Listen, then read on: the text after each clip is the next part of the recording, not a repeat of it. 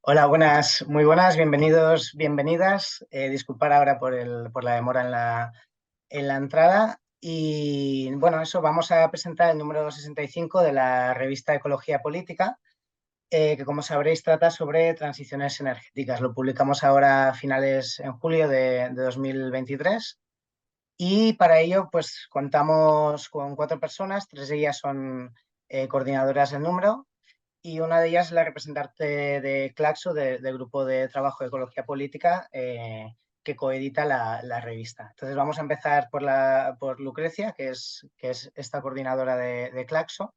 Actualmente está en el Grupo de Trabajo de Ecologías Políticas desde Sur a Viayala, junto a Merisa Moleano y Aida Luz.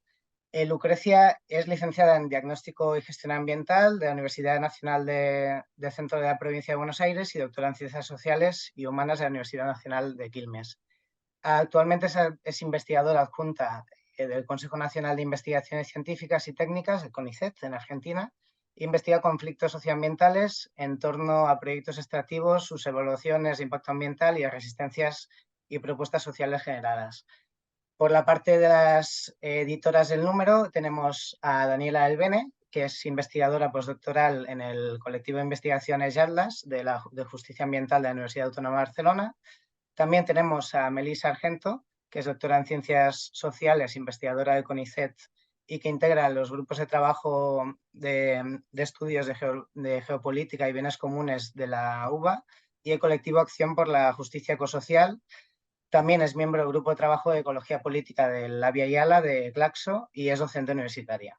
Y finalmente, Ana María Ventimilla, que es miembro del Instituto de Estudios Ecologistas de Ecuador y del Colectivo de Acción Ecológica.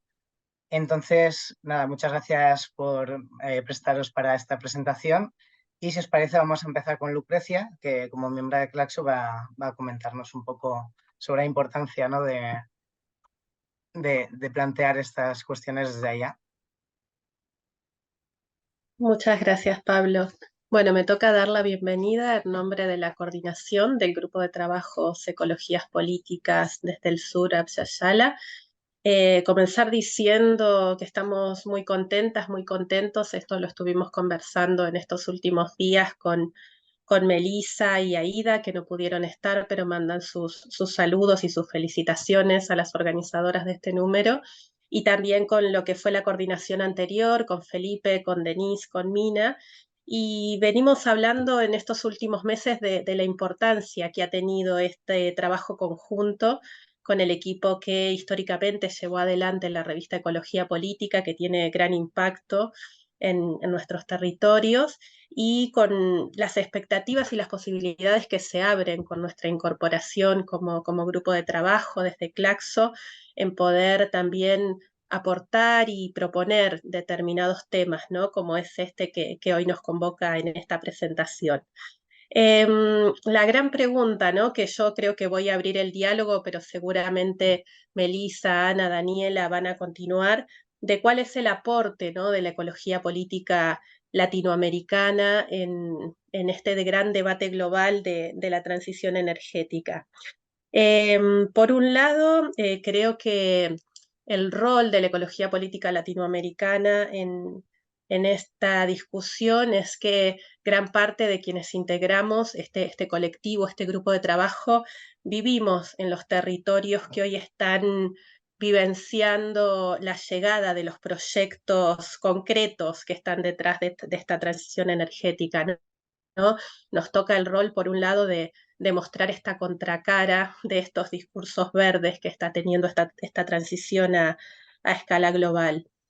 Y una de las características que siempre destacamos, y creo que también se manifiesta, es que somos una academia, una intelectualidad comprometida con los problemas que tienen nuestras sociedades, ¿no? Creo que es una de las grandes características de esta ecología política desde el sur, desde la Yala, y creo que no es casual esta capacidad de reacción que hemos tenido de acompañar las denuncias, las resistencias y también las propuestas que se están dando desde nuestros diferentes países y desde las diferentes comunidades, y es gran parte de la temática que ocupa este número, ¿no? Vivimos en estos territorios que hoy están en disputa detrás de esta transición energética, y todo el tiempo como académicas, como intelectuales, como parte de nuestras propias sociedades y con un compromiso con las comunidades con las que trabajamos, tenemos también esta necesidad de acompañar,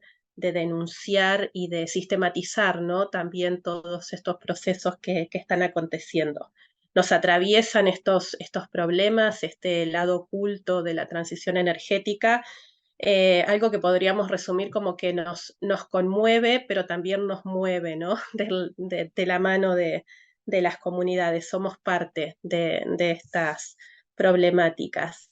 Y por un lado, creo que para abrir el diálogo, solo destacar algunas dimensiones que se ven en este número y que las compañeras profundizarán, sobre la necesidad de mostrar este lado oculto, ¿no? De este discurso verde de la transición energética, de mostrar qué está pasando realmente en los territorios cuando desde un punto de vista global, desde los gobiernos, desde las compañías, lo que se muestra es estas retóricas de la sustentabilidad, ¿no? Que por ahí, a diferencia de otros proyectos extractivos, estos tienen esa cara amigable, ¿no? Esa cara verde, y es un desafío más poder evidenciar las consecuencias negativas de esta transición, ¿no? Estos, por un lado, unos nuevos extractivismos que llegan a nuestros territorios, pero también los que se reeditan, ¿no? Por ejemplo, toda la necesidad de minerales que esta transición implica, la necesidad de tierra, ¿no? De espacios concretos que disputan con modos de vida de ciertas comunidades. Pero no quisiera que esto quede solo en los conflictos y las resistencias y las denuncias que se están teniendo, ¿no? No quisiera mostrar a nuestros territorios latinoamericanos solo como víctimas de esta transición, sino también otra parte que muestra este número es las propuestas, ¿no? Que emergen también desde estas propias comunidades, las otras posibilidades de una transición, ¿no? De una transición justa, de otros horizontes de transición, como dice uno de los artículos de este número, ¿no? Entonces, creo que también hay un gran rol desde la ecología política latinoamericana, como digo nuevamente, de la mano de nuestras comunidades latinoamericanas, de mostrar esta potencialidad que tienen las comunidades de hacer otras propuestas, ¿no? De una transformación real, justa y necesaria de este modelo energético. Bueno, yo dejo acá y les doy la bienvenida también, súper contenta de volver a verlas y de estar acompañadas por Mel, por Dani, por Ana. Así que bueno, les cedo la palabra y felicitaciones por este número, por este gran trabajo que seguramente será un gran aporte para continuar estas discusiones, ¿no? Es una puerta que se abre. Gracias.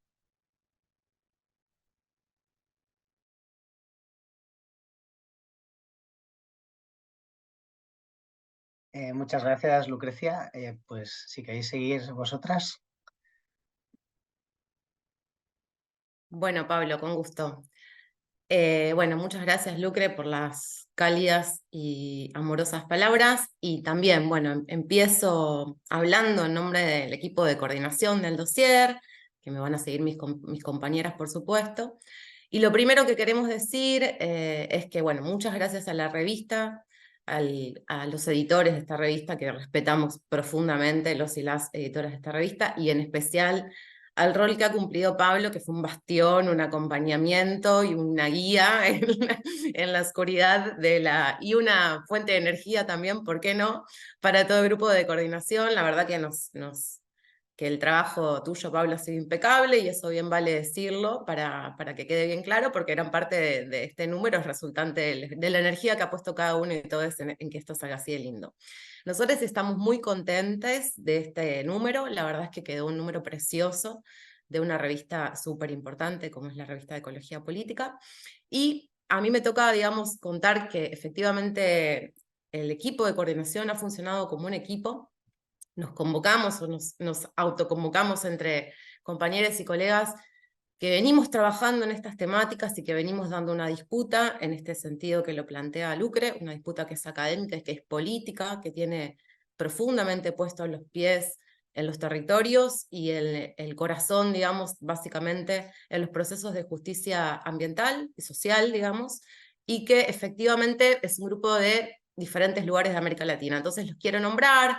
El equipo de coordinación del dossier fueron Sandra Ratibagaona, Daniela Del Bene, que está aquí con nosotros, mi persona, Melissa Argento, Sofía Ávila, Ana María Ventimiglia, que también está aquí con nosotros, Daniel Gesiorni y Felipe Milanés. Todos, la verdad que laburamos un montón, laburamos es un modismo argentino, trabajamos un montón en que esto funcione bien, y la verdad es que recibimos muchísimas propuestas en el marco de lo que fue una convocatoria, ¿no? Y la convocatoria era clara, digamos, era una convocatoria a pensar que efectivamente las disputas por la energía son las disputas del presente, de este presente signado por las características de una crisis socioambiental, civilizatoria, que encuentra sus causas en los modelos predatorios de la vida, en sociedades fuertemente energívoras y en un mundo hiperfosilizado, ¿no? Entonces, en ese marco, de ese contexto, de esta crisis que es el horizonte a superar como en los seres humanos y no humanos, digamos, para la habitabilidad de la Tierra, básicamente, y en el contexto de la guerra post-Rusia-Ucrania, exacerbado por ese contexto y también exacerbado por la visibilidad que ha cobrado todo esto luego de la pandemia COVID-19, que parece que nos olvidamos, pero realmente está muy cerca, digamos, en términos del horizonte temporal y el marco que coloca a toda esta problemática.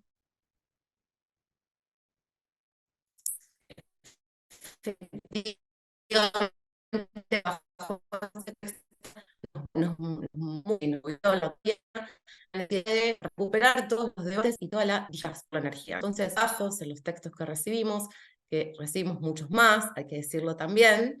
La primera cuestión es entender o luchar por entender a la energía como un bien común, ¿no? Y como parte de nuestro ser en la naturaleza.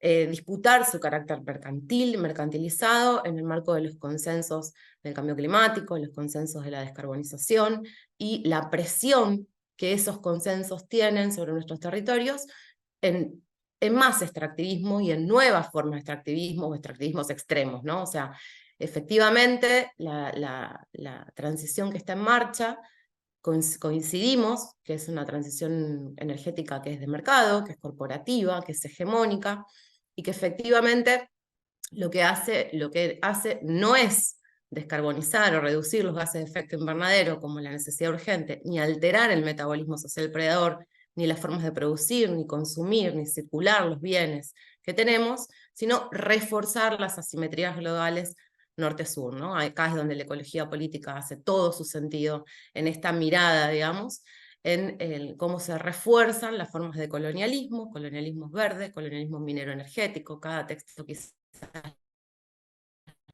le pone un nombre distinto, pero estamos hablando de los mismos procesos global, donde está América Latina, pero también está África, ¿no? Entonces está Indonesia, digamos, buscar procesos de derechos, más procesos de violencia, de despojo, de apropiación de nuestros bienes comunes, en un contexto de creciente y preocupante militarización, y sin olvidar los procesos de agendas cada vez más reaccionarias, políticas que emergen en América Latina, como es lo que estamos viviendo, por ejemplo, en el caso de Argentina, para no olvidar decirlo, ¿no? Que es una disputa que se enmarca en otras múltiples disputas, pero estamos convencidos que hay propuestas, y eso fue lo que nos mueve, o nos movió a este número, y nos mueve a seguir básicamente haciendo nuestra militancia socioambiental cada día, y académica y política, y efectivamente estas propuestas se materializan en este número, son propuestas teóricas y son propuestas de praxis políticas y de vidas cotidianas que básicamente se ven atravesadas por la discusión y la disputa por la energía. Entonces, este número, la verdad es que recupera muchas de ellas, mis compañeras las van a mencionar, y efectivamente este grupo de coordinación intentó abrir esos horizontes, presentar, juntar trabajos que conocíamos y otros que fueron llegando, digamos, y efectivamente estamos muy felices y agradecemos mucho a todas y todos los que enviaron sus números y sus trabajos, y efectivamente se comprometieron en el ida y vuelta, que tiene un trabajo de coordinación de un dossier, ¿no? Que efectivamente fue muy cuidadoso de ambas partes, de parte de los autores y del equipo de coordinación de dossier, y muy amoroso también, vale decir.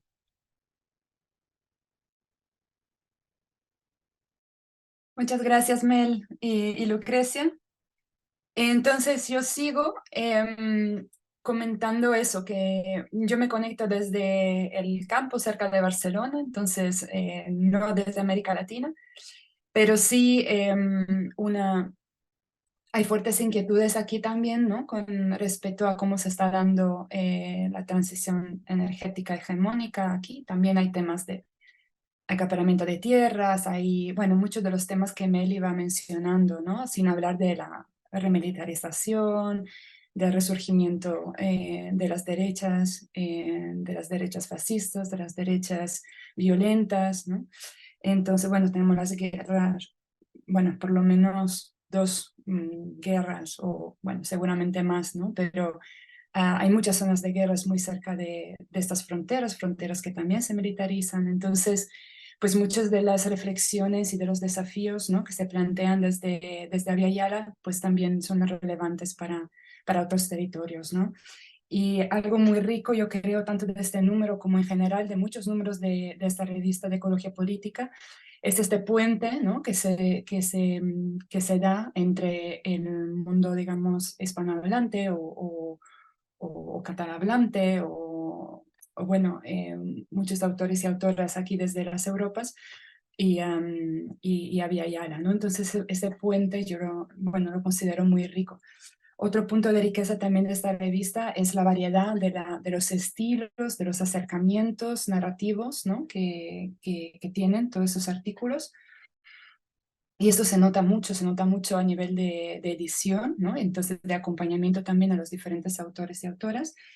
Pero también se lo nota en la riqueza del lenguaje, ¿no? De los términos que se proponen. Y esto creo, y al ser articulitos relativamente cortos, la revista permite sumar, ¿no?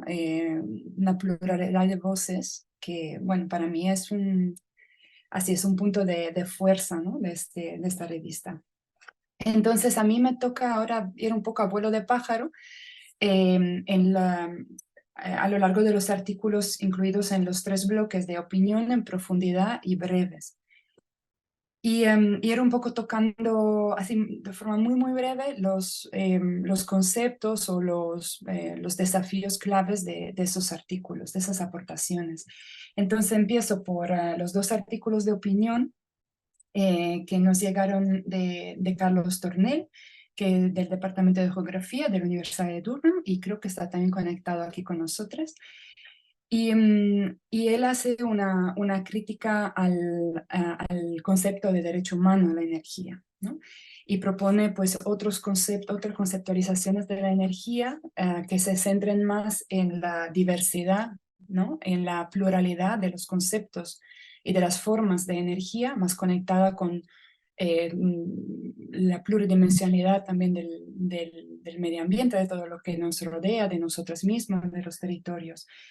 Y lo cito, dice: la intención de este breve texto es cuestionar si la institucionalización del derecho a la energía a través del Estado es una contribución a las propuestas autonómicas de las luchas territoriales para avanzar hacia una verdadera transformación energética.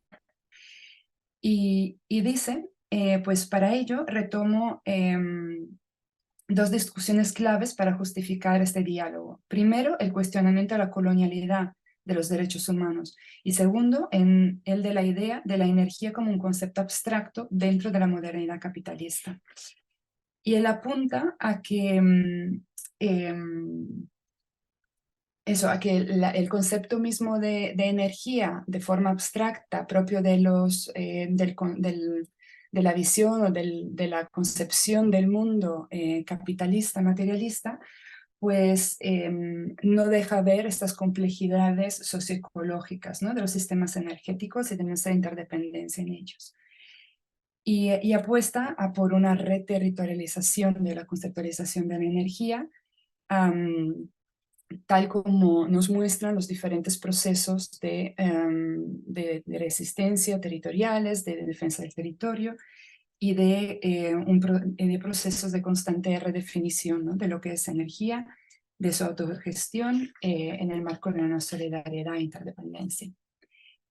La segunda aportación nos viene del colectivo que es parte de la campaña Luces de la Resistencia en México, un colectivo que dio vida a una campaña a nivel nacional para criticar y aportar al debate de la reforma energética en el país, que fue inspirada también por un documental que es bastante conocido. Si aún no lo han visto, bueno, se recomienda mucho su visión, y la energía de los pueblos. Y el texto de Luces de la Resistencia, por un lado, critica, como decía, ¿no?, la conceptualización y cómo se está dando el debate de la reforma energética en México, pero también abona el debate con muchos aportes de las múltiples comunidades dentro de México que están construyendo, ¿no?, este proceso de reterritorialización de la energía y de autonomía energética. Después tenemos 4 artículos en la sesión en profundidad. Esta sesión la abre Sofía Ávila, que es investigadora del Instituto de Investigaciones Sociales de la UNAM de México, y Sofía aporta con 6 claves críticas desde la ecología política en la comprensión del debate de transición energética. Y subraya la necesidad de, por un lado, entender las dinámicas y las raíces históricas de las actuales estructuras políticos, económicas, industriales, que han creado, ¿no?, el actual modelo energético, para poder entender los potenciales en la construcción de alternativas socioecológicas. Y Sofía también reflexiona sobre dimensiones muy importantes como la escala, la redistribución y el concepto, o la dimensión de la propiedad, de la gestión y de la participación dentro de estos escenarios, ¿no?, de alternativas socioecológicas hacia el futuro. Luego tenemos un artículo de Martín Scarpacci de la Universidad Federal de Río de Janeiro. Él hace un análisis sobre la producción de espacio y de infraestructuras y su potencial en reequilibrar las desigualdades en un espacio urbano entendido como algo no separado del resto de la naturaleza. De hecho, lo define, ¿no?, como el espacio urbano como una naturaleza procesada, y utiliza un marco conceptual propio de Lefebvre, ¿no?, y propone entonces el marco de derecho a la ciudad como un marco que se suma a la justicia social, o sea, un marco, perdón, que suma a la justicia social el concepto de justicia espacial. Y luego tenemos María Paz Aedo, del Centro de Análisis Socioambiental CASA de Chile. Ella hace una crítica a la transición energética, tal como se está haciendo ahora, explicando las diferentes formas y dinámica, ¿no?, de esos nuevos extractivismos, o bueno, no tan nuevos, pero esta profundización, ¿no?, de los extractivismos. Pero también apunta a formas de pensar a la transición en clave de transición justa, democrática, feministas y decoloniales. Y aporta ejemplos y analiza ejemplos de procesos que se están dando en Chile, Argentina, Colombia y Perú. Y por último, tenemos el equipo coordinado por Mariana Walter, junto con Yannick Deñó del colectivo Geocomunes en México y de Mining Watch Canadá. Ellos presentan los resultados de un proceso de mapeo colaborativo que se dio utilizando la herramienta del IJ Atlas pero fuertemente, ¿no? Y fuertemente basado en las aportaciones de los distintos sectores afectados por la minería, y proyectos mineros especialmente justificados en el marco de la transición energética. Entonces, mirando a la extracción tanto de minerales, pues ya más, con más historia de extracción como el cobre, pero también mirando a las nuevas, bueno, a las fronteras que ulteriormente se están abriendo, ¿no? En la minería, el grafite, litio, etc. Y, y bueno, y explican justamente este proceso, entonces tanto a nivel metodológico como se dio, y los principales hallazgos en términos de impacto de que esta minería está dando en los territorios. Y luego tenemos una parte de una sección en la revista de artículos más breves. Los abres Jeremy Reiner, del Instituto Max Planck de Antropología Social.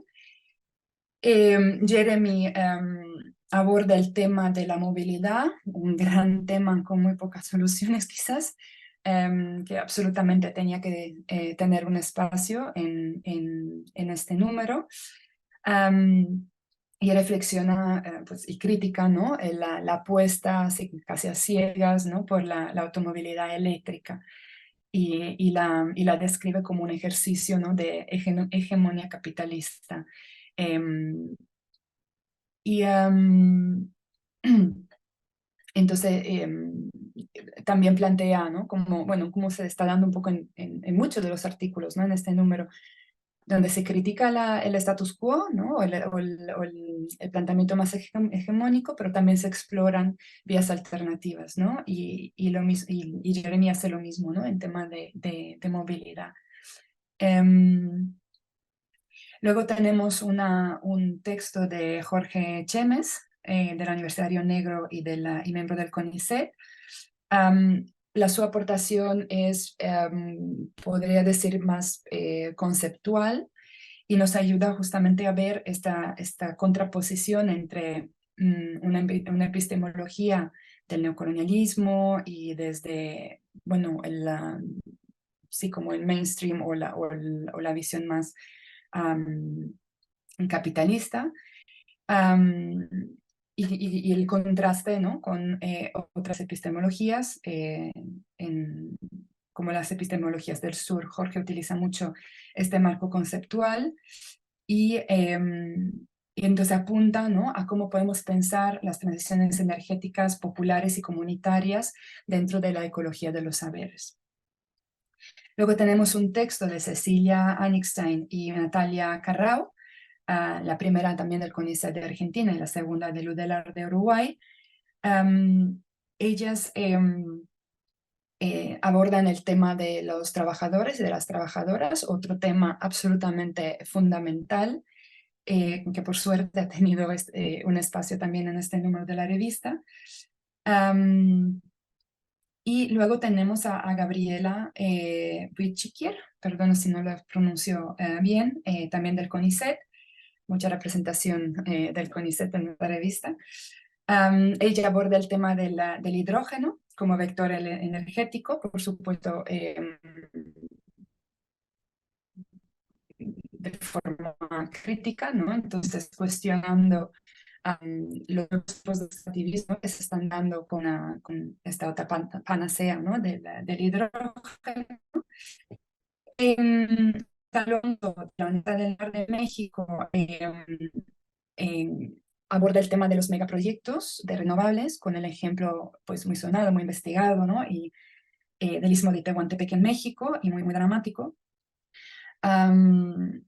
Y luego Horacio Machado, Aimé Martínez Vega y Leonardo Rossi firman conjuntamente un aporte desde Fiambalá, en Catamarca, Argentina, criticando, ¿no? el proceso de vaciamiento del concepto de transición energética y de su cooptación, ¿no? parte de los poderes fuertes, de los poderes industriales y de la nueva oleada extractivista que se está dando, en este caso con la exploración del litio por parte de una empresa china. Otro artículo que se firma conjuntamente es el de Verónica Vila, del Grupo ETC de México, Tatiana Roa del CENSAT, Gabriela Cabaña, ella también del Centro de Análisis Ambiental de CASA en Chile, y de Larry Lohman de The Corner House en Inglaterra. Ellas firman conjuntamente esta aportación como parte, como digamos, bueno, donde resumen el debate que se ha dado en distintos encuentros que se dieron en el marco del programa Diálogos Ecologistas, impulsado por el Instituto de Estudios Ecologistas del Tercer Mundo en Ecuador. Este también es un aporte tanto teórico como basado en experiencias concretas, en procesos en marcha, y invitan también a resignificar el concepto de transición y repensar la energía como, y cito, algo intrínsecamente conectado a nuestras vidas y a su reproducción. Entonces, estos son las aportaciones de estos tres macrobloques. Y paso la palabra a Ana para que nos cuente un poco las aportaciones de los bloques siguientes. Muchas gracias, Daniela y compañeras, compañeros. Bueno, como contó Mel y Daniela y Lucrecia y Pablo, este fue un número compartido y fue hecho con muchísima conciencia, muchísimo cariño y cuidado sobre el tema que aquí nos convoca, que es realmente replantearnos la transformación energética justa. Entonces, por eso hemos reunido estos artículos que profundizó Daniela, y en estas últimas secciones, digamos, lo que nos preocupaba y nos llamaba era, digamos, es importante mostrar también las resistencias, también las propuestas que están movilizándose desde los territorios para demandar unas transformaciones sobre la base de la justicia ecológica, social, política, económica, ¿no? Entonces, la sección Redes de Resistencia recolecta justamente estas voces, donde, por ejemplo, Emiliano Maldonado y Alice Herzog narra la experiencia del Frente de Resistencia del Comité de Combate a la Megaminería en el Río Grande do Sul, en Brasil, una lucha que logró detener la construcción del proyecto de extracción de mina de carbón, un proyecto gigantesco en el Brasil, y también con propuestas, digamos, de transición energética, de transformación energética sobre la base de la perspectiva comunitaria, social, ¿no? Sostenida por los colectivos en esta región. Luego tenemos otro artículo muy interesante sobre las mujeres de zona de sacrificio en resistencia en Valparaíso, Chile, que desde una visión ecofeminista y de la educación popular rescata algunas propuestas de las mujeres, desde las mujeres del territorio, para transformaciones sociales y energéticas desde una perspectiva psicosocial y comunitaria. Luego, Juan Pablo Soler, de Colombia, nos muestra propuestas también de energías comunitarias, lo que él ha llamado como Ubuntu energético, es decir, donde la gente se reúne para proponer otras formas de enfrentar el tema de la energía a través de colectividades que pretenden desarrollar energías locales, limpias, acordes con las vocaciones de los territorios, con la agricultura,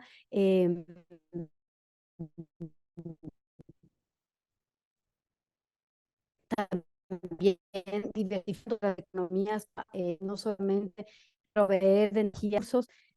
Es una propuesta muy importante que viene jalando Ríos Vivos y CENSAT desde Colombia, donde ya ha habido varias manifestaciones y exhibiciones de propuestas energéticas desde las comunidades y desde el respeto a la defensa de la naturaleza. Luego tenemos otra sección. No, perdón, en la misma sección está el artículo de Jennifer Mandujano, que aborda la producción de zonas de sacrificio, corpos territoriales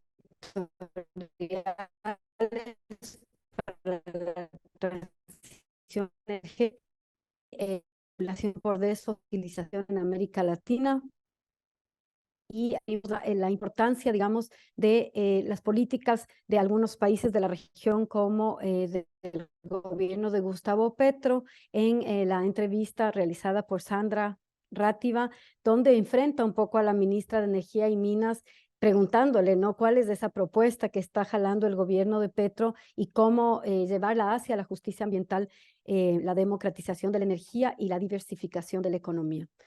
La última sección es una crítica de libros, donde presentamos dos libros muy interesantes, ¿no?, recientes, pero de dos líderes históricos de los movimientos indígenas. Uno hecho por Felipe Milanés sobre el líder ancestral, el líder amazónico histórico, Ayrton Krenak, y donde él muestra cómo Ayrton va, digamos, desarrollando en su libro cómo estamos caminando un futuro donde la importancia de la propia tierra tiene que estar en el centro, ¿no? Y él nos implica en su libro a realmente caminar hacia un cambio radical en la relación de la humanidad con la vida y en el planeta.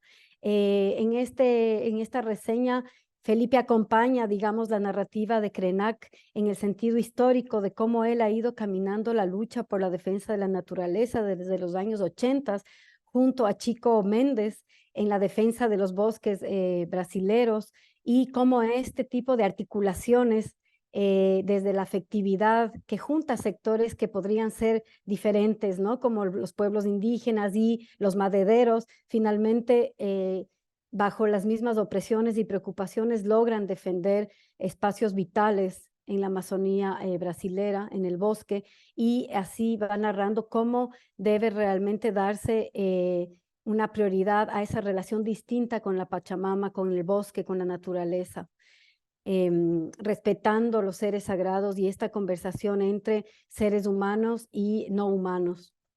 Después, la última reseña es escrita por mí, Ana María, y estoy donde un poco voy conversando con Blanca Chancosa, otra líder histórica indígena del movimiento ecuatoriano. Ella viene caminando años de lucha, entonces, ¿qué voces son las que cuentan sobre la defensa de la naturaleza, ¿no? Antes de la transición energética como se presenta hoy, desde la urgencia de una crisis climática, los pueblos indígenas ya han ido tejiendo propuestas y luchando y sacrificando a muchas de sus compañeros y compañeras en esta lucha por la defensa de la tierra, de la naturaleza, de los bienes comunes, del agua, de los ríos, de las fuentes de alimentos, del cuidado y de la reproducción de la vida. Entonces, estas trayectorias históricas de líderes indígenas nos invitan, como Blanca Chancosa, por ejemplo, a realmente desafiar y demandar a los gobiernos el cumplimiento de las constituciones, el cumplimiento de los derechos colectivos y de la naturaleza, y cuestionar profundamente cómo se quiere llevar la transición energética desde los países del norte, sacrificando nuevos territorios y con ello a pueblos indígenas, ¿no es cierto?, vulnerando sus derechos, de manera que Blanca Chancosa incita en este libro que se llama Los hilos con que he tejido la historia a poder realmente articularse entre colectivos, entre grupos sociales, y fortalecer la movilización social por una transición, una transformación energética desde el buen vivir, lo que ella llama el summa causa. Bueno, antes de concluir con esta parte del libro, invitarles a todos y todas a que lean la revista, el número de la revista Transiciones Energéticas, agradecer a Pablo por su acompañamiento en la edición de la revista y a todo el equipo, y abierta siempre a, digamos, nuevas propuestas, escritos, artículos y referencias inspiradoras para seguir caminando la lucha. Muchas gracias, Ana María. Bueno, muchas gracias a las cuatro. Me enseñaba Daniela el número, la verdad que quedó bien bonito, al menos la portada y todo el contenido.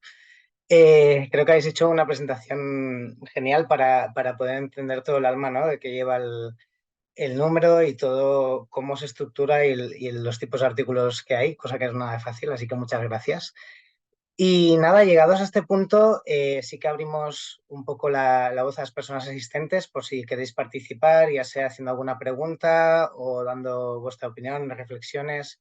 También tenemos la suerte de que hay algunas personas que han escrito artículos y que están aquí entre el público, entonces también animaros a participar.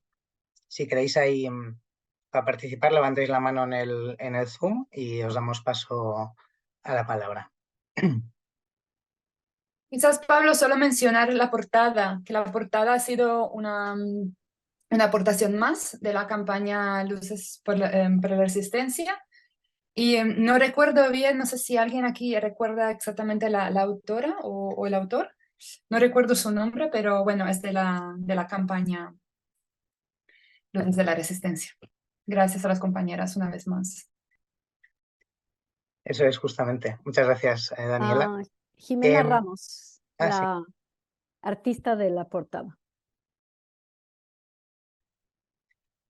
gracias, Ana María. Está María Paz Aedo con la mano levantada. Si quieres, puedes compartirnos tus pensamientos. Hola, bueno, en realidad quería más bien expresar mis agradecimientos. Perdonen que no prenda la cámara, que estoy con una muy buena señal. Y además saludarles que aquí estamos en el Congreso de Economía Ecológica con algunas de las autoras de este número y también con Joan Martínez. Entonces va a haber aquí un homenaje muy lindo a su trayectoria y estamos con todo un panel sobre transiciones que son también los tópicos de este número de la revista.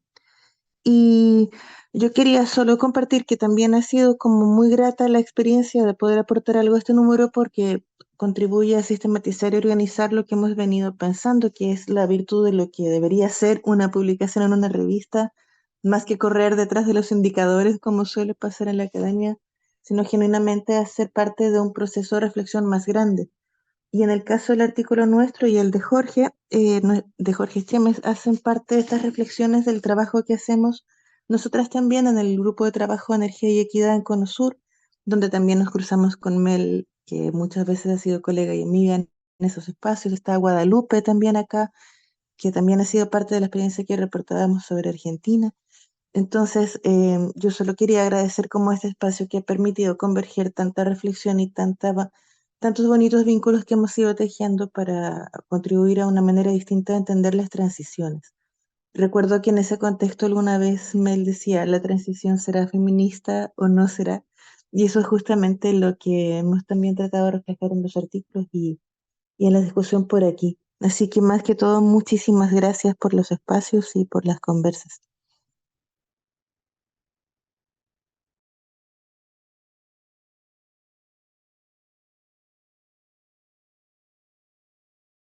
Muchas gracias, Paz Aedo. Si queréis, pues eso, esperamos a que haya más participaciones. Si no, entre tanto, bueno, Lucrecia tiene levantada la mano, perdón. Solo para agregar algo muy pequeñito que esta presentación también sirva como una invitación para los próximos números. Me pareció muy relevante lo que Daniela comentaba cuando inició su presentación y que tiene que ver con que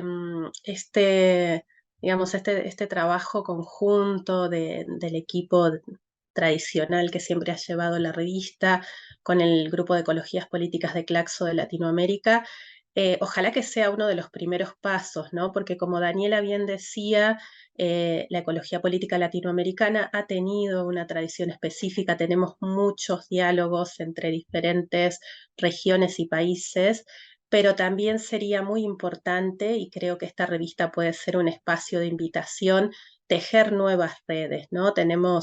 Nos conocemos, tenemos muchos diálogos y mucho trabajo compartido también con colegas que están en Europa y que en Europa también hay sures, como Daniela bien dijo, y cuando una llega y ve esas problemáticas hay muchas características en común con las problemáticas que tenemos aquí, pero también estaría bueno en algún momento aumentar los diálogos con Asia, con África, ¿no? Creo que los efectos de esta transición energética son globales y sería muy bueno poder empezar a tener esas redes, poder todavía profundizarlas aún más cuando las tenemos, porque esta transición energética nos aprieta, pero también nos da la oportunidad como de combatirla, de evidenciar los efectos desde todas las latitudes. Solo quería agregar eso como invitación. Creo que esta revista nos da un espacio concreto para poder empezar a tejer por ahí también. Gracias. Gracias, Lucrecia. Sí, como dice Daniela en el chat, recordamos que también la revista ha tratado una vez números monográficos sobre zonas concretas, ¿no? En este caso de China e India, por ejemplo, o bueno, eso. De vez en cuando hay algunos números monográficos sobre territorios concretos que están bien interesantes. También, como sabréis, al cabo de un año siempre se liberan los números para facilitar el acceso a la información por todas las personas, y estos números en concreto también están liberados. Pero bueno, siempre están ahí a disposición de todo el mundo. Entonces, Ana María, adelante. Solo siguiendo con la propuesta de Lucre y con esto que tú cuentas, que yo había visto el número de China, podríamos hacer un número de diálogos, ¿no? Un poco cruzar diferentes continentes en la misma problemática de los impactos de cómo se está proponiendo la transición y evidenciar las resistencias también.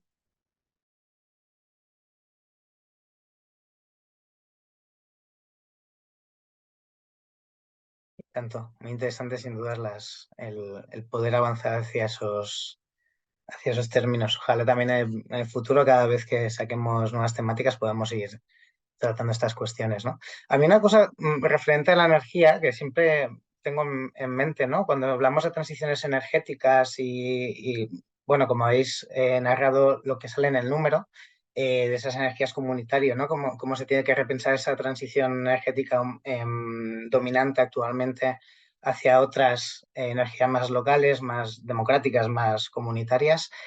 Siempre me queda en el duda, ¿no? Porque las tecnologías actuales son muy dependientes de extractivismo y no sé, siempre tengo una reflexión ahí al aire de a pesar de que se logre avanzar hacia esos caminos, en cómo debe ser ese diálogo, ¿no? Con las zonas donde hay extracción de minerales, en las cuales entiendo que puede seguir tirando hacia adelante. No sé.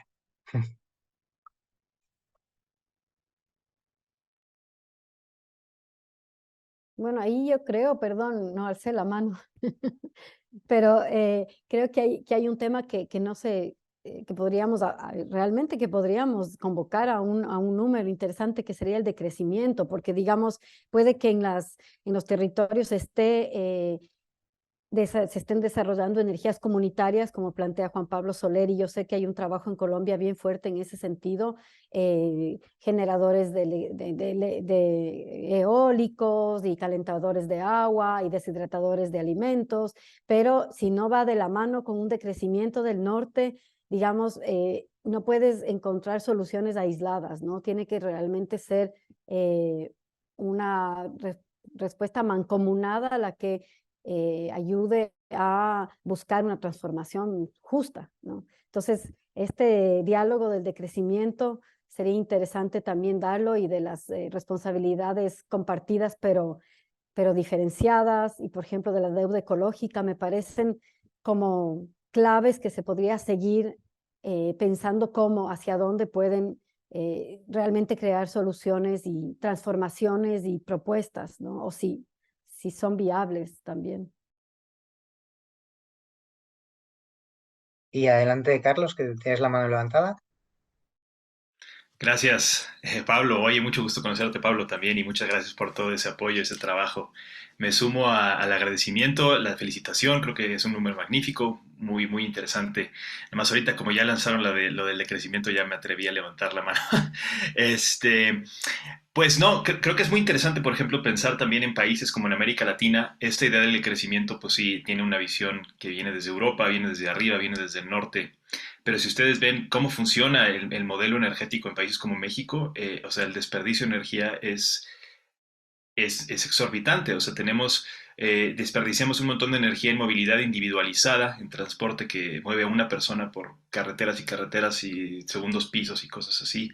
Tenemos un montón de energía metida en industria y en transporte de mercancías. O sea, sí podríamos decrecer radicalmente el consumo energético en países como México. Y ese tipo de discusión creo que también se queda un poco de lado. Entonces, lo que habría que hacer, como dice Pablo, pues es que sí, tendríamos que tener un diálogo pluriversal, es decir, desde los muchos abajos, que es un poco creo que lo que hace la revista, ¿no?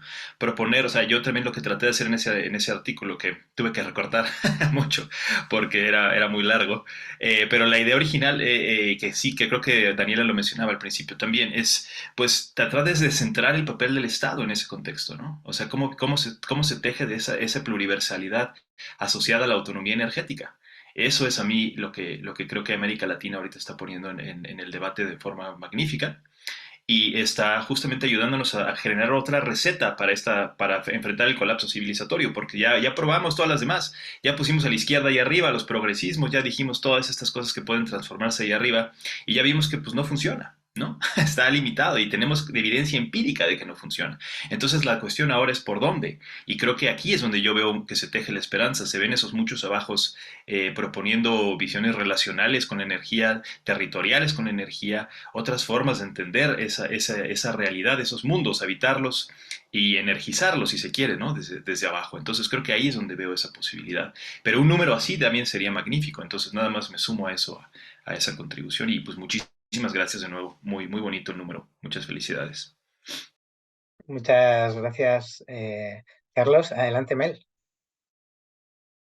Bueno, sí, perdón por eso, a Carlos y a todos, ¿no? Por los recortes y sucesivos recortes, sabrán que tiene que ver con que justamente profundizar la virtud de esta revista, que es que pudieran entrar tantos diálogos y equipos de trabajos a expresar su opinión. Pero es cierto que hay muchos trabajos que ameritan seguirlos leyendo y profundizando, ¿no? Y los convocamos a todos a seguir los trabajos de los autores y autoras que están en este número, porque sabemos de sus recorridos y trayectorias. Y en ese sentido a mí me parece importante responder, vuelvo sobre la motivación y el deseo que evidentemente nos mueve, porque ya nos estamos sumando trabajo y queremos hacer un número de diálogo China no sé qué, y queremos hacer un número sobre decrecimiento en el debate. Me parece que está ahí el deseo puesto, ¿no? Como visibilizado, y que efectivamente en el marco de los debates en los que estamos, la pregunta que lanzas, Pablo, es la pregunta quizás, ¿no? Lo que quiero como colocar es el hecho de que efectivamente hay un montón de investigaciones, hay cada vez más investigaciones, y muy buenas respecto de la falsa solución de esta transición, digamos, que no hay una transición, que de hecho, como plantean incluso algunos trabajos en este número, en realidad no estamos haciendo la transición que habría que hacer, que tendría que ver con reducir la complejidad sistémica, ¿no? Y el uso de la energía en términos generales, digamos, y lo que estamos haciendo en realidad es una adición de fuentes, ¿no? Porque lo que tenemos es una tendencia clara posguerra Rusia-Ucrania hacia una hiperfosilización que se acompaña de todo un mercado de carbono y toda la cuestión más financiera de la naturaleza, o lo que se ha denominado la financiarización de la naturaleza, aquí cito a un colega, Seoane, y también lo que tiene que ver con esta acumulación por desfosilización, que son por ahí los trabajos más nuestros y que acá presenta Jennifer, ligado a el litio, los vectores energéticos, el hidrógeno, ¿no? Entonces tenemos una adición de fuentes que básicamente es mineral intensiva y agua intensiva. Y lo que tenemos, digo, son cada vez más estudios que plantean que los minerales no alcanzan y que hay un límite, y incluso están analizando ya la curva de Hoover, ¿no? El pico respecto de estos minerales en el mundo, ¿no? Hay trabajos muy buenos, recién ayer leía un libro que se llama Minerales Críticos, compilados por una colega mexicana también, y efectivamente esto nos pone un problema, llamémoslo de crecimiento, no lo llamemos de crecimiento, discutámoslo, digamos. Desde el sur global, ese decrecimiento tiene que ser en la profunda transformación de las asimetrías globales, ¿no? Entonces ese decrecimiento tiene que ser con justicia social y ambiental para nuestros territorios, primero y antes que nada, y son asimetrías que son globales, las que hay que revertir, o sea, una cosa que siempre por ahí decimos en la jerga de crecer que crezca el norte global, pero también el norte dentro de nuestras sociedades, ¿no? O sea, esto que revertir los colonialismos internos, esto que ha venido a denominar así, y que efectivamente sigue siendo una categoría central, tanto para la teoría decolonial como para la ecología política, ¿no? De nuestros sectores populares que necesitan quizás consumir más, mejor y más seguramente la energía para no estar expuestos a los más dramáticos accidentes o incluso a las más dramáticas condiciones de una crisis socioambiental que no afectará ni afecta a todos por igual, ¿no? Entonces ahí tenemos ese debate que darnos, y efectivamente tenemos un montón de trabajos que nos ponen como horizonte de urgencia política el hecho de que por el camino que vamos no hay minerales críticos que alcancen para lo que se están planteando desde lo que llamamos, ¿no? Un consenso de mercado para esta, comillas, transición. Adelante, Daniela.